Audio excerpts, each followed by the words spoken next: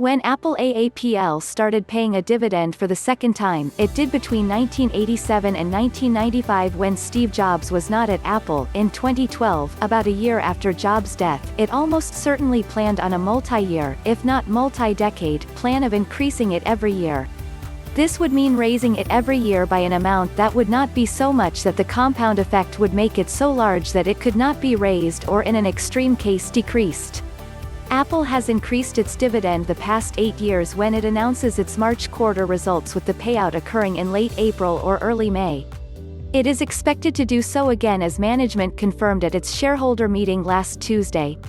Of the 17 questions during the Q&A portion, one was about the company's dividend. Courtesy of Loup Ventures, the question was, "Why don't you increase your dividend more?" Apple's response was, "We plan annual dividend increases." While the company has 18 more years to go, fiscal 2013 does not count since fiscal 2012 was not a full year. It is possible Apple's goal is to join the Dividend Aristocrats, or companies that have raised their dividend for 25 consecutive years or more. This would occur in fiscal 2038. Apple increased its dividend by almost 10% or more for the first 6 years, but only by 6% in fiscal 2020. It will be interesting to see if Apple moves back to the 10% area, would be a 23 cents per quarter payout with its next increase, or keep it around 6%, which would be a 22 cents per quarter payout. The numbers below are the yearly dividend amounts and adjusted for stock splits. Company managements focus more on how much is being paid in dividends and not on the yield, as the payouts are in their control while the yield is not.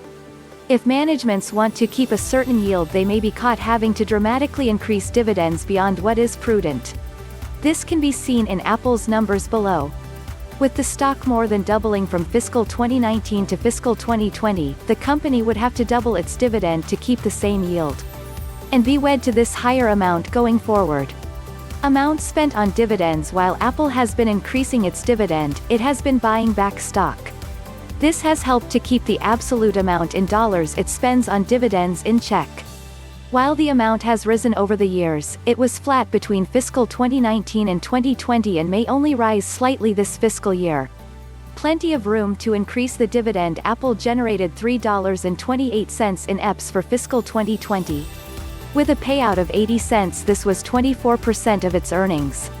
If earnings were to remain flat for the next 25 years, yes, highly unlikely but worthwhile for this analysis, and the company were to increase the dividend by a range of 6% to 10% per year, it would take until fiscal 2035 to fiscal 2045 until it paid out the full $3.28 in earnings.